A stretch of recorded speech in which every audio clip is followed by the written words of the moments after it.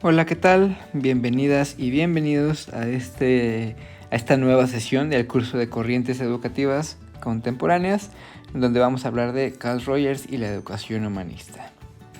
Es necesario mencionar que existen varios tipos de humanismo, no todos abocados explícitamente a la educación. Sin embargo, a fines de lo que al curso le interesa, vamos a abocarnos únicamente a la educación propuesta por Carl Rogers. Recordemos que Carl Rogers fue un psicoterapeuta, desarrolló el enfoque centrado en la persona y pues las aportaciones de este enfoque serán trasladadas también al mundo de la educación. Pues comencemos. Para Rogers, el objetivo más importante, deseable, significativo, necesario del ser humano es llegar a ser el mismo, es decir, la autenticidad. Tendrá una íntima relación con aquel aforismo, aquella frase adoptada por Sócrates del oráculo de Delfos de Noche te ipsum, es decir, conócete a ti mismo. Recordemos que estas posturas psicoterapéuticas como la de Maslow o la de Rogers parten de la persona para llegar a la autorrealización. Es decir, la persona como inicio y como fin de estos procesos, sea terapéuticos, sean educativos. Pero ¿por qué deberíamos de ser nosotros mismos? ¿Qué acaso no somos nosotros mismos ya? Pues aquí viene justamente el problema. Conforme vamos creciendo, vamos construyendo miedos, estereotipos y cosas que nos alejan de nuestra propia identidad. En pocas palabras y simbólicamente hablando, nos construimos una máscara con la cual nos es más fácil relacionarnos con el mundo, o de alguna u otra forma nos hace paliativos aquellos dolores que de alguna manera no podríamos soportar en lo cotidiano, o creemos que no podemos soportar, mejor dicho. Estas máscaras requieren ser eliminadas, requieren ser quitadas. ¿Y cómo lo vamos a hacer? Con una apertura a la experiencia. Esta apertura requiere de conciencia y, otra vez, apertura. Esta conciencia y apertura van hacia adentro y hacia afuera. Hacia adentro, adintra, hacia afuera, adextra. Hablando de la conciencia hacia adentro, vamos a hablar de sentimientos y actitudes. Recordemos que un sentimiento es el resultado de significar una emoción, es decir, atribuir pensamiento. Y las actitudes son estas tendencias de aceptación o rechazo frente a un fenómeno determinado, conteniendo un componente emotivo, uno cognitivo y finalmente uno conductual. Tanto los sentimientos como las actitudes, por lo tanto, son complejas en el sentido de que tienen diversos elementos conformando una dinámica entre sí, sobre todo de corte de pensamiento o cognitivo y de corte emotivo. Esta conciencia tanto de los sentimientos y de las actitudes va a generar una confianza en nosotros mismos. Y esto va a hablar también de una apertura a la experiencia. Pero no solamente necesitamos tener apertura hacia adentro, sino también hacia afuera, hacia el contexto, hacia la realidad externa. En pocas palabras, necesitamos ser seres conscientes y abiertos, hacia adentro y hacia afuera. Las ideas que vamos a ir desarrollando aquí vienen del libro o provienen del libro Libertad y Creatividad en la Educación de Carl Rogers y Jerome Friedberg. Bueno, es fundamental la influencia de Martin Heidegger en la postura pedagógica de Carl Rogers. Recordemos que Martin Heidegger es uno de los filósofos contemporáneos más influyentes. Sus propuestas sobre el ser, el tiempo, la angustia, la muerte son fundamentales para entender el ser humano en el mundo de hoy. El Heidegger tiene la idea fundamental de que el maestro no debe de transmitir la información. Heidegger fue un notable, catedrático, rector. Incluso fue maestro de Hannah Arendt, también una mujer filósofa, que espero podamos platicar de ella en algún otro momento porque es una figura bastante interesante. Pero bueno, Martin Heidegger habla que el alumno debe de ser guiado por el maestro únicamente.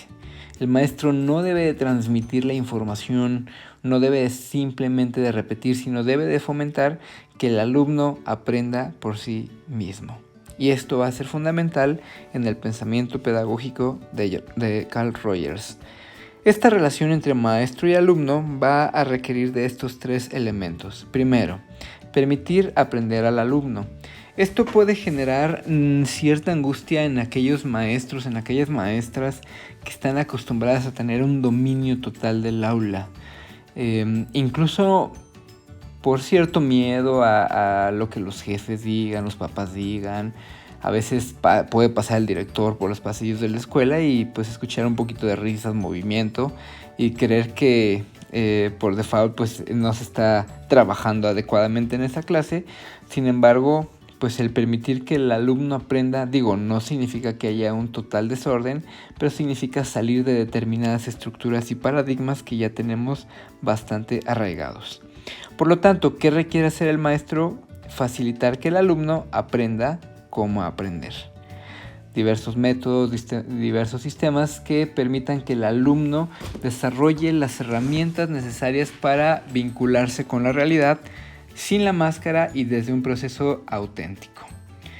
Recordemos que el enfoque de Rogers es centrado en la persona, es decir, el alumno mismo es capaz de descubrir sus necesidades y sus motivaciones para poder orientarlas teleológicamente, es decir, hacia una finalidad concreta.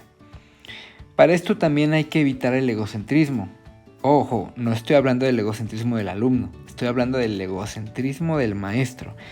Es decir, salir de esa zona de confort o de esa zona de aparente autoridad en donde pues evito ser cuestionado, evito una noción constructiva del error, simplemente me dedico a enseñar desde la cátedra, a transmitir información y a no ser cuestionado porque de alguna u otra manera yo soy el poseedor del conocimiento.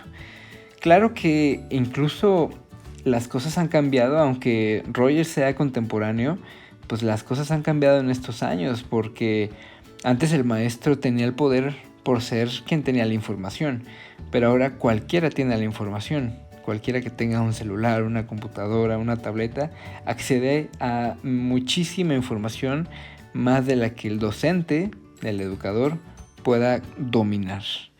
Entonces, Rogers en este sentido se adelantó a su tiempo. ¿Por qué? Porque nos advirtió que nuestro papel fundamental no era el de transmitir la información, sino el de enseñar al alumno a manejarla, enseñarle a aprender, ayudarle a aprender por sí mismo y en un proceso de continua autorregulación.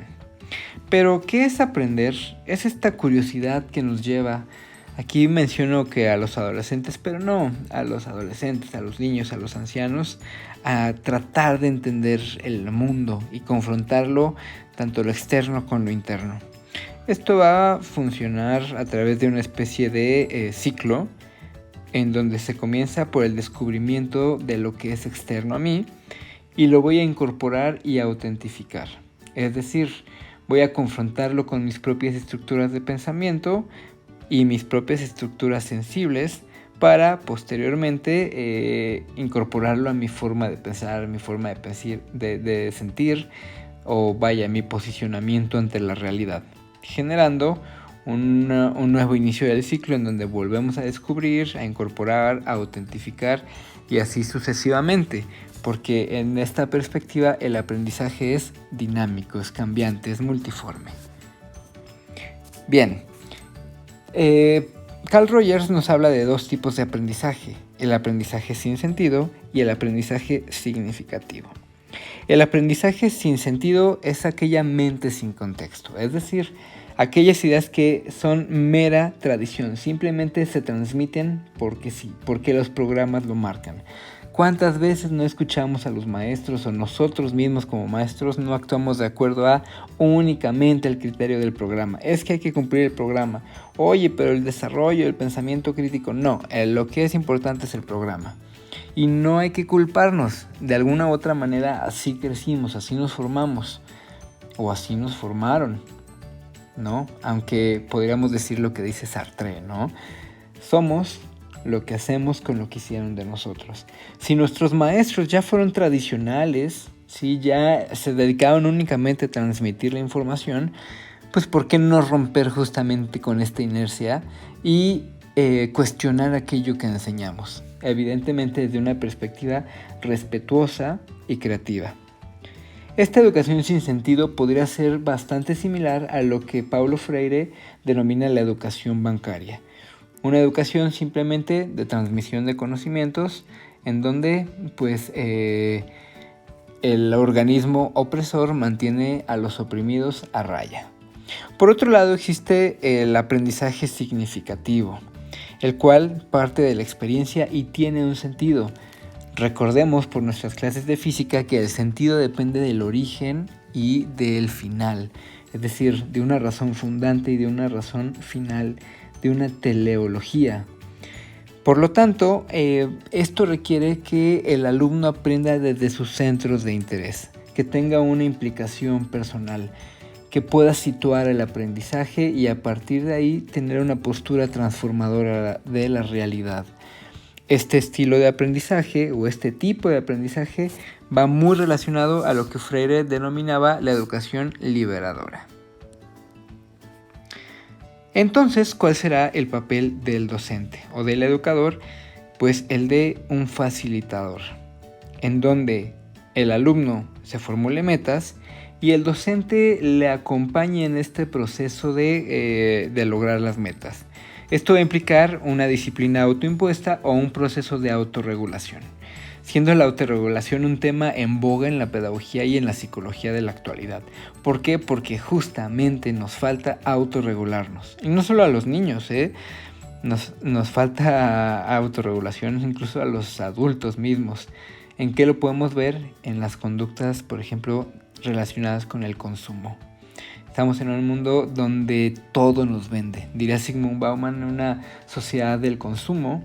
Sí, los sociólogos como Zygmunt Bauman o Gerd Lipovetsky nos hablan justamente de cómo el ser se ha doblegado en esta dinámica capitalista, en esta dinámica donde la cultura o todo lo simbólico gira en torno a consumir, a generar, a producir.